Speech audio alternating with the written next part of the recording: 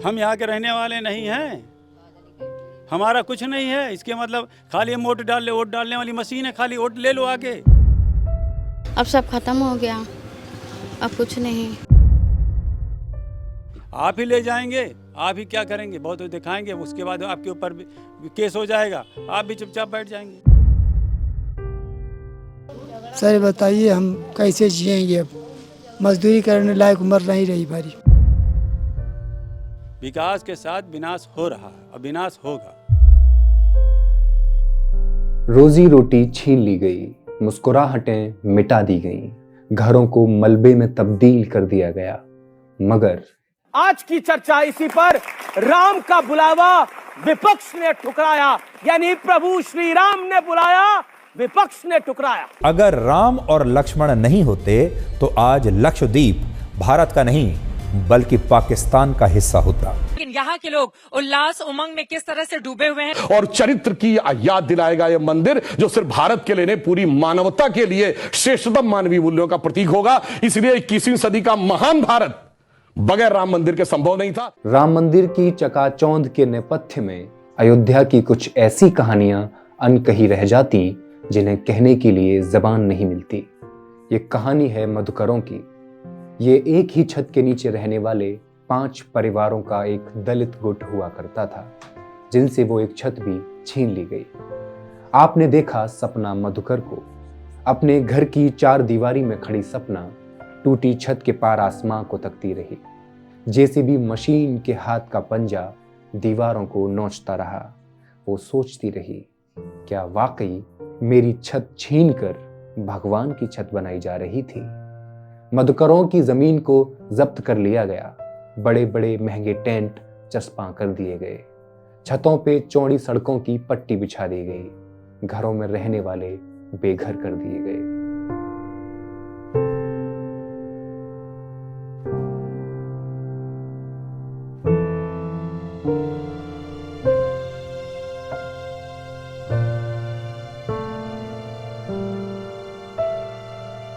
रामलला के लिए छत का इंतजाम किया जा रहा है।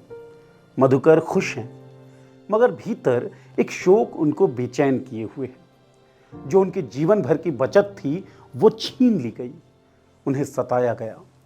मगर गोदी मीडिया के एंकर्स ने अपने वाहनों पे बड़े बड़े अक्षरों में लिखवाना शुरू कर दिया, मंदिर वहीं बनाया है। क्या राम चाहते थे इन गरीबों को बेघर कर दिया जाए? पॉलिटिक्स से बातचीत करते हुए शांति देवी कहती, राम का नाम क्या, राम का नाम, इस तरह का अन्याय अत्याचार कितना राम का नाम। हमारे पास एक रोटी नहीं खाने के लिए कौन सा राम का नाम आ गया हमको देने के लिए, ये जवाब दीजिए। अनमोल से बातचीत के दौरान मधुकरों ने दावा किया कि उनका नुकसान 20 लाख रुपए का है। प्रशासन ने उनका आधा हिस्सा छीन लिया और कोई जमीन भी अभी तक आवंटित की नहीं। अब मधुकर परिवार किराए पर रहने को मजबूर हैं। शहर की सड़कें बड़ी तो हुई हैं, मगर उन दुकानों को निगल गईं जिनमें रामलला की मूर्तियां और भगवा झंडे बिका करते थे। 800 मंदिर तोड़ दिए गए। वहां के पुजारियों की जीवनी की कुर्बानी देकर बड़ा किया जा रहा है ये मंदिर। वृद्धाश्रम में बैठी सुशीला का कोई अपना नहीं था, नहीं सरकार उनकी अपनी हो सकी, मगर एक घर था जो उसका बहुत खास था। सरकारी फरमान लोगों के पास आते रहे। मनीराम यादव के पास भी पुश्तैनी घर खाली करने का फरमान पहुंच गया था। फिर 7 सितंबर 2021 की वो मनहूस दोपहर बिना इत्तला किए मनीराम की जिंदगी में तबाही का मंजर लेकर पहुंच गई। दर्जनों पुलिस अधिकारियों ने मनीराम के साथ सभी 8 परिवारों के घरों को गिरा दिया। 2 साल बीत गए, 8 परिवारों में किसी को भी मुआवजा नहीं मिला। यादव ने आला कमान से मिलने के लिए लखनऊ, गोरखपुर की कई यात्राएं की, लेकिन कोई राहत नहीं मिल सकी। सारे आश्वासन झूठे थे। मनीराम और रघुनंदन यादव के पुश्तैनी घर को अवैध बता दिया गया। रघुनंदन यादव, जो अब अयोध्या नगर निगम में कचरा बीनने का काम कर रहे हैं, कहते हैं, मैं उस जमीन पर खेलते हुए बड़ा हुआ हूं। आज मैं वहां जा भी नहीं सकता। हमें हमारी ज़मीन से निकाल दिया गया, हम कहाँ रहेंगे। सुकृति देवी के परिवार को भी बेदखल कर दिया गया, वे अब झोपड़ी में रहने को मजबूर हैं। आपने देखा मधुकर दलितों को, आपने देखा यादवों को, आप देखेंगे ब्राह्मणों को। ब्राह्मण बहुल इलाके चक्रतीर्थ में हर परिवार को तोड़-फोड़ का मुआवजा और ज़मीन दे दी गई है। मनीराम यादव कहते हैं, अगर मैं पंडित होता तो मुझे भी मुआवजा मिल जाता। मगर विशाल पांडे सरकारी मुआवजे से संतुष्ट नहीं थे। उनके मुताबिक अधिकारियों ने उनका हिस्सा खा लिया था। बीजेपी से नाराज चल रहे अयोध्या के पंडितों का कहना है, हो सकता है कि मुख्यमंत्री सही मुआवजे का वितरण कर रहे हों, लेकिन यहाँ के अधिकारी अच्छा खासा हिस्सा आपस में खा रहे हैं। हम पारंपरिक भाजपा मतदाताओं का परिवार हैं। क्या यहाँ के लोग दोबारा बीजेपी को वोट देंगे? कहा नहीं जा सकता, हम तो नहीं कह सकते। 22 जनवरी की तैयारियों की चकाचौंध अयोध्या में देखी जा सकती है, मगर कुछ है जो नहीं देखा जा सकता। राम किशोर का दर्द बस महसूस किया जा सकता है। किशोर घर के सामने की चौड़ी सड़क को पार कर अब एक काले धातु के गेट के सामने खड़ा हुआ है। शहर के दुरही कुवान इलाके में नया नया खुला ये टेंट, वहां मौजूद सिक्योरिटी गार्ड और एक निर्देश जो राम किशोर जैसों के लिए उस दरवाजे पर अलिखित है, उसे अंदर दाखिल होने की इजाजत नहीं देता। किशोर के चेहरे से साफ जाहिर था कि वो अंदर जाना नहीं चाहता था। उस जैसा कोई भी एक रात जो 11,000 रुपए मांगती है और वही रात अपने घर के ठंडे बिस्तर में बीत जाती है, अपना घर ही चुनता। मगर वो घर अब तक मिट्टी में मिल चुका था।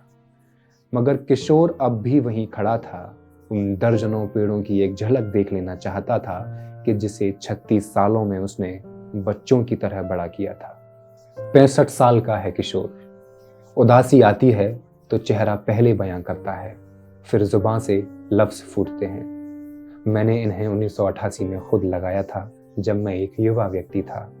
मैं केवल ये देखना चाहता था कि क्या वे अच्छे स्वास्थ्य में हैं। उस लग्जरी टेंट की कैद में उदास खड़े वो पेड़ अकेले नहीं थे।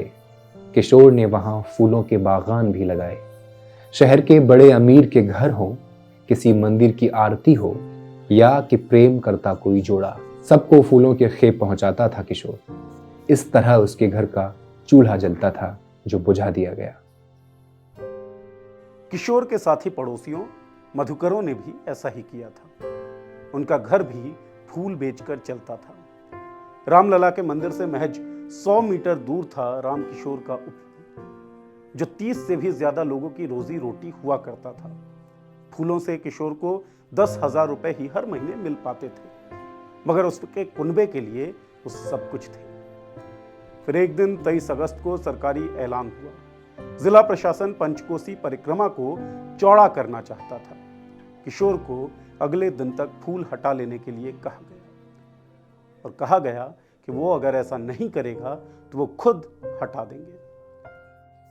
24 अगस्त की शाम किशोर अपने साथी राजभरों के साथ बगीचे से कुछ चांदनी तोड़ रहा था कि पुलिस और जिला प्रशासन के अधिकारियों के साथ एक जेसीबी मशीन वहां पहुंच जाती है। फूलों के उठे हुए सर कलम कर दिए जाते हैं, क्यारी को समतल कर दिया जाता है। चौड़ी हुई सड़क ने भूखंड का एक हिस्सा निगल लिया था। बाकी बचे हिस्से को अहमदाबाद की एक बड़ी फर्म को सौंप दिया गया और जल्द ही यहां तंबू लगाकर कंक्रीट की 4 दीवारी बना दी गई। अयोध्या में हो रहे ये बदलाव सरकार की एक बेशकीमती राजनीतिक परियोजना मालूम होती है, जिसकी कीमत शहर के लोगों को चुकानी पड़ी है। 4000 घरों और दुकानों के मलबे पर पड़ी ये चौड़ी सड़कें हजारों गरीब कंधों पर रेंग रही है। अयोध्या का पुनर्निर्माण करने के लिए विध्वंस जुलाई 2022 में शुरू हुआ, लेकिन निवासियों का दावा है कि यह राज्य सरकार द्वारा मुआवजे की स्पष्ट नीति के बिना किया गया। किशोर जैसे लोगों को अपने नुकसान के बदले कुछ भी नहीं मिला, और जिन्हें कुछ मिला तो बहुत ही कम था। किशोर कोई दूसरे देश से आया हुआ आदमी नहीं था। अयोध्या जितना मेरा है उतना ही किशोर का भी। किशोर कहते हैं, हमारी बात सुनने वाला कोई नहीं है, क्या हम भारतीय नहीं हैं? कहाँ जाएंगे हम? हनुमानगढ़ी के पास एक दुकान मालिक, जिनकी 2 दुकानें कुछ वर्ग फुट की दीवार में सिमट गई हैं और जो पहचान जाहिर नहीं करना चाहती, वो कहती हैं कि बीजेपी नेता और अयोध्या से सांसद लल्लू सिंह को वोट नहीं देंगी और ना ही मैं विधायक वेद प्रकाश गुप्ता को वोट दूंगी। दुकान मालिक बताते हैं, यहाँ के सभी दुकानदारों ने पिछले साल बेहतर मुआवजे के लिए याचिका दायर की थी, लेकिन हमें केवल नाम मात्र का पैसा मिला। सबसे तीखी आलोचना सपना मधुकर और राम किशोर के परिवारों से हुई। मधुकर के रिश्तेदार राजेश ने कहा, योगी और मोदी कलाकार हैं, ये सारे विकास कार्य उनके आदेश पर होते हैं। जब इतने सारे लोग इससे प्रभावित हुए हैं तो क्या उन्हें हमारी दुर्दशा का पता नहीं होगा? किशोर अधिक मुखर होकर कहते हैं, यह सरकार गुंडा राज से ज्यादा कुछ भी नहीं है। उनके एक हाथ में डंडा है और दूसरे हाथ में बंदूक। वो जिसे चाहें उसे लूट लेंगे।